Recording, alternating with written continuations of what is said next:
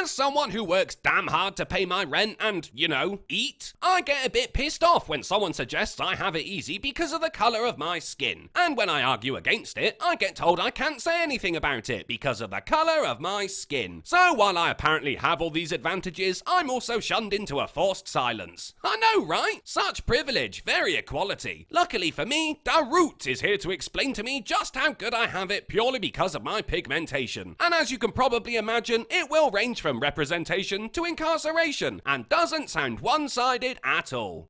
Taxi! Have you, or anyone that you know, ever had trouble hailing a cab? Well, no, I have not. I have trouble affording a cab. I get the bus, bitch. If your answer is no, then you might have white privilege. Unless you're not. Whoa, what the fuck? Why does her hair have a mustache? She looks like a thundercloud. Here's how it works. You'll see your child when you look at him. Look at 3 old guys and 1 old woman. I just don't feel represented in this picture. I do actually have that television remote though, so I can't complain too much. David, age 9. From the moment a white person is born, they're afforded certain privileges. While the extent and nature of their privilege varies from country to country. Yeah, like how in South Africa, you can have your farmland taken away from you because you're white, or get given said land because you're black. Such privilege. One thing's consistent.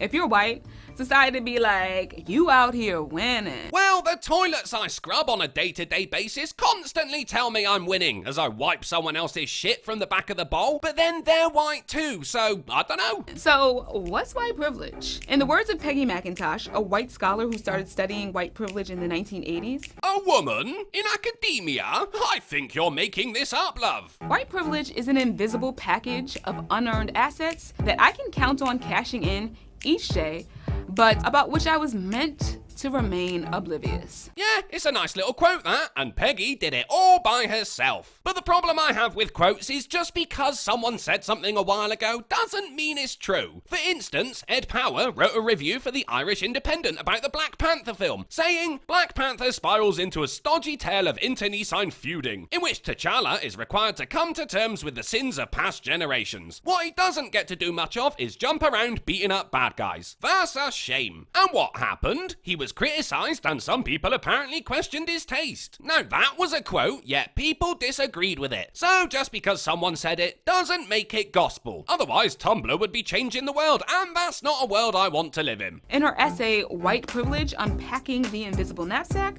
McIntosh even detailed dozens of examples of white privilege that she experiences in day-to-day life. For example, well, Thundercloud, you can shove your examples because I found the essay and we're gonna go through the whole damn list. I can, if I wish, arrange to be in the company of people of my race most of the time. Well, so can black people. I mean, not only are there whole countries full of them, but there's also communities full of them. So no dice, home slice. If I should need to move, I can be pretty sure of renting or purchasing housing in my area which I can afford and in which I would want to live. Well, good for you, Miss Moneybags. Looks like the essay writing game really pays off. Still, nothing to do with your race, but more to do with your bank balance. I can be pretty sure that my neighbours in such a location will be neutral or pleasant to me. Coupled with number 1, I can arrange to be in the company of people of my race most of the time, I think she might be implying white people are just generally nicer, which is a generalization based on skin color and therefore kinda racist. I can go shopping alone most of the time, pretty well assured that I will not be followed or harassed. Yes, Peggy, it's called not being a fucking shoplifter. I can turn on the television or open to the front page of the paper and see people of my race widely represented. Not really surprising when you live in a predominantly white country. Why not go to India and see how often white people are represented in their media? Is that the same thing? I think it is. When I'm told about our national heritage or about civilization, I am shown that people of my colour made it what it is. Again, you live in America, Peggy. What, you want people to lie about history and say the first president was a brother? Fuck off. I can be sure that my children will be given curriculum materials that testify to the existence of their race. Oh yeah, white people exist, but we're teaching our kids that black people are just a pigment of our imagination. If I want to,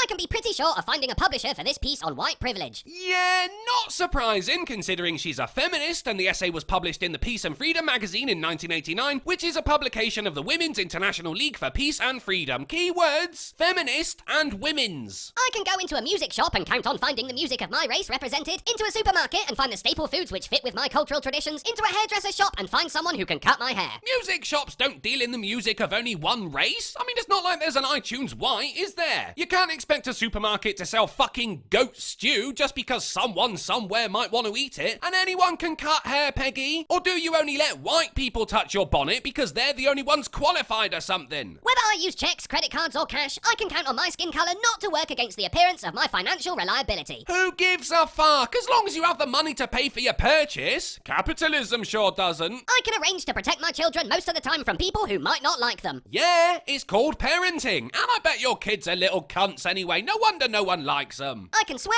or dress in second-hand clothes or not answer letters without having people attribute these choices to the bad morals, the poverty or the illiteracy of my race. You can also stop giving a shit about what other people think. I can speak in public to a powerful male group without putting my race on trial. You're literally putting your race on trial right now. I can do well in a challenging situation without being called a credit to my race. That's because you're not. I'm never asked to speak for all the people of my racial group. And yet you still are. I can remain oblivious to the language and customs of persons of colour who constitute the world's majority without feeling in my culture any penalty for such oblivion. Because, once again, you are in a predominantly white country, so why not fuck off to Zimbabwe and see if you still feel that way? I can criticise our government and talk about how much I fear its policies and behaviour without being seen as a cultural outsider. Yeah, stupid white people and their democracy. I can be pretty sure that if I ask to talk to the person in charge, I will be facing a person of my race. I'm not going to say predominantly white country again, nor am I going to outline the laws of probability, but I will say this, Peggy. If you're being sent to the boss's office for a disciplinary and your first thought is, I bet he's white, then you have got issues. If a traffic cop pulls me over, or the IRS audits my tax return, I can be sure I haven't been singled out because of my race. But can you be sure you aren't a wanted criminal or guilty of tax fraud? The traffic cop, yeah,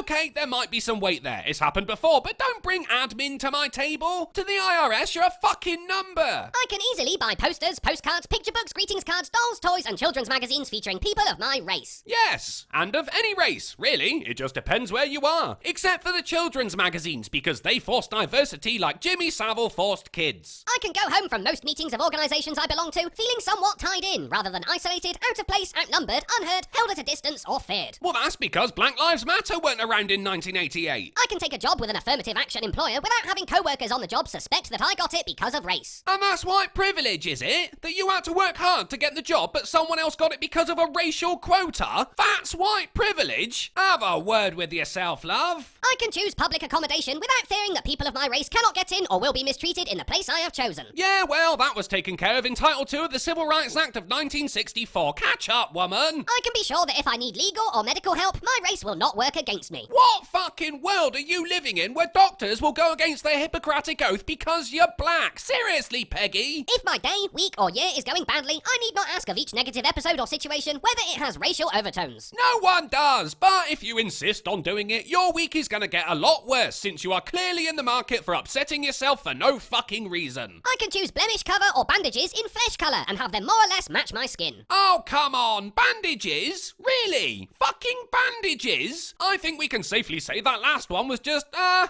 don't know, I give up. Oh yeah, we had a video. White privilege also creates measurable advantages. A white person is more likely to be approved for loans than black folks, and that's part of what has led to disparities in home ownership. Because you aren't going to get approved for a loan if you can't pay it back. But no, banks are racist too now, aren't they? Even though the only colour they care about is the colour of money. I get the feeling I'm going to be screaming the word capitalism a lot today.